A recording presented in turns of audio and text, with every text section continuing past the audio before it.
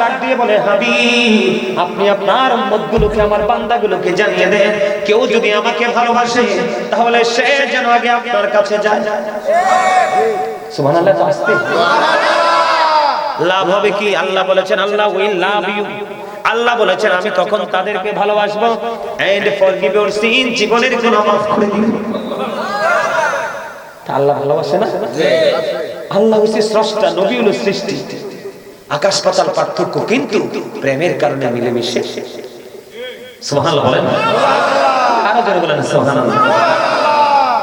এক রাতে এক আসমান থেকে আরেক আসমানের দূরত্ব 500 বছরের রাস্তা, তাহলে 7 আসমান কত বছর? 3500 বছর। শুধু আসমান পাড়ি দিতে কি করতে?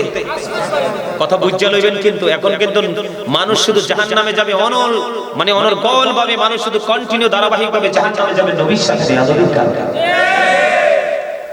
জানেন এটা?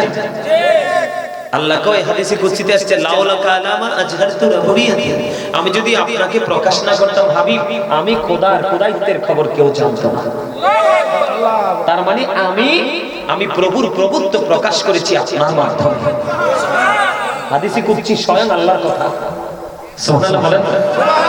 লাউলা কালামা খালাকতুল আফলাক, আমি যদি আপনাকে সৃষ্টি না করতাম কোনো কিছুই সৃষ্টি করতাম না। কোনি মুহাম্মাদান, আমি বললাম মুহাম্মদ সাল্লাল্লাহু আলাইহি ওয়াসাল্লাম হয়ে যাও, ফাসারা মুহাম্মাদান বিন নূরি, মুহাম্মদ সাল্লাল্লাহু আলাইহি ওয়াসাল্লাম হয়ে গেলেন আল্লাহর নূর থেকে। জোরে জোরে বলেন সুবহানাল্লাহ। আর জোরে। কত বছরের রাস্তা পাড়ি দিল? 3500 বছর, 3500 বছর শুধু আসমান পাড়ি দিতে সময় লাগছে। কত? এরপরে গেল বন্ধু সিদরাতুল মুনতাহা, স্টেশন চেঞ্জ করলে কি একটু সময় লাগে না? বোরাককে কয় তুমি আউট হয়ে যাও, আমার জন্য আরেকটা রফরাফ আসছে, আরেকটা বাহন। কারণ কি? কয় নূরের জগৎ পাড়ি দিয়ে তুমি যেতে পারবে না। আল্লাহু আকবার কোন। ওখানে আলাপ আলোচনার মাধ্যমে বোরাককে আউট করে দিলেন, রফরাফকে গ্রহণ করে নিলেন। বন্ধ মহাশূন্য নূরের জগৎ অতিক্রম করলো। নূরের জগৎ অতিক্রম করার পরে আল্লাহর আরশ পর্যন্ত পৌঁছে গেল। 50 ওয়াক্ত নামাজ মুসা নবীর পরামর্শে আল্লাহর হাবিব বারবার আল্লাহর কাছে আসা যাওয়া করতে করতে বন্ধু 45 ওয়াক্ত মাইনাস করে 5 ওয়াক্ত বরাদ্দ দিল। আর কত প্রেমের আলাপ আলোচনা, জান্নাত দেখিয়েছেন, জাহান্নাম দেখিয়েছেন, সবকিছু আল্লাহর হাবিবকে দেখিয়েছেন। এরপরেও নবীজি ফজরের আগে আবার পৃথিবীতে আস্তে সুবহানাল্লাহ। আপনার আমার 14 গোষ্ঠী, 15 গোষ্ঠী, 100 গোষ্ঠী বেচলে এক আসমান ফাড়ি দিতে পারে? কথা কয় না। আর জোরে। আপনারা জানেন কিনা জানি না, এই পৃথিবী থেকে চাঁদ মাত্র 1,40,000 মাইল দূরে। কত? 1969 সনে নীল আর মোস্ট্রং 50 লক্ষ কোটি ডলার ব্যয় করে 2 বন্ধুকে নিয়ে চাঁদের দেশে গিয়ে বিন্দু পরিমাণ বালুকণা নিয়ে ফিরে এসেছিলেন। আর আপনার আমার নবী এই পৃথিবী থেকে 1,40,000 মাইল দূরে চাঁদ ইশারা করতে দেরি, চাঁদটা দুটো টুকরা হইতে দেরি হয় না। এই জন্য একটা গজল আছে, গামুন একটু।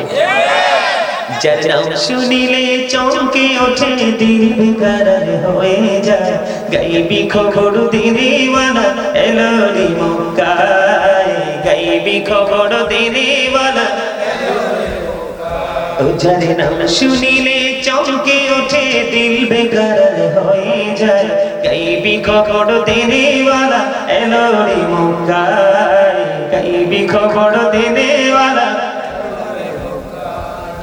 আল্লাহ জানি ভালোবেসে সালাম জানাই, সেই নবীকে চিনিলাম না কি হবে উপায়। আল্লাহ জানি ভালোবেসে সালাম জানাই, সেই নবীকে চিনিলাম না কি হবে উপায়। হায়রে যার কিটায় আঙ্গুল ইশারায়, যার কিটায় আঙ্গুল ইশারায় চন্দ্র 2 ভাগে হয়ে যায়, গাইবি খবর দেনেওয়ালা এলো রে মক্কায়, গাইবি খবর।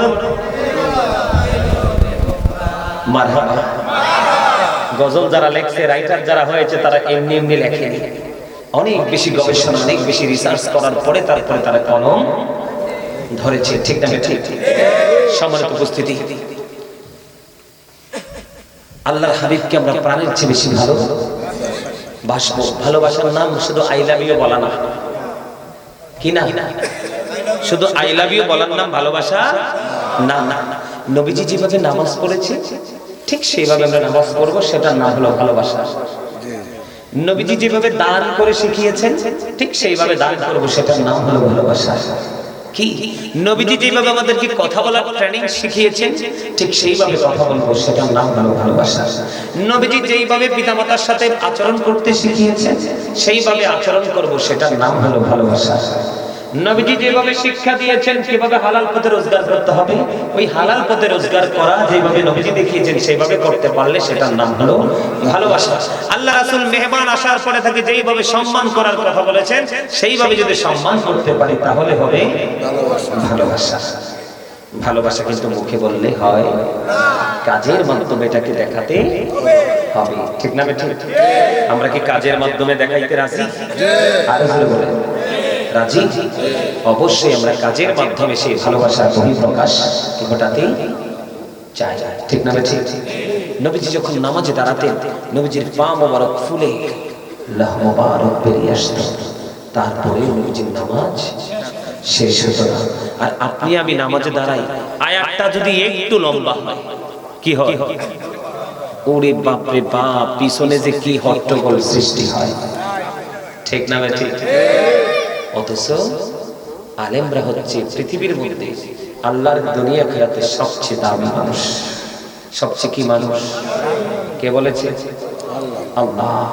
আল্লাহ কোরআনে একদিকে বলেছে আলেমরা হচ্ছে নবী রাসূলের ওয়ারিস, আরেকদিকে বলেছেন ইন্নামা ইয়াখশাল্লাহা মিন ইবাদিহিল উলামা। আল্লাহ বলেছেন পৃথিবীতে যে আমি বান্দা পাঠিয়েছি, আমার বান্দা আছে, এই বান্দাগুলোর মধ্যে সবচেয়ে বেশি ভয় আমাকে যারা করে তারা হলো আলেমরা। সম্মানিত উপস্থিতি, বেশি বেশি করে ইলম অর্জন করবে। কি করবে? শিক্ষা মানুষকে অন্ধকার জগৎ থেকে আলোর দিকে ধাবিত করতে চায়। সুশিক্ষা মানুষকে অন্ধকারাচ্ছন্ন পরিবেশ থেকে এক পরিপূর্ণ আলোর জগতের দিকে ধাবিত করতে পারে। ঠিক না ঠিক? আর এই শিক্ষা অর্জন করতে হলে আমাদেরকে যেতে হবে ওই ধরনের শিক্ষিত মানুষগুলোর কাছে। মনে রাখবেন আল্লাহ রাসূল কি বলেছেন?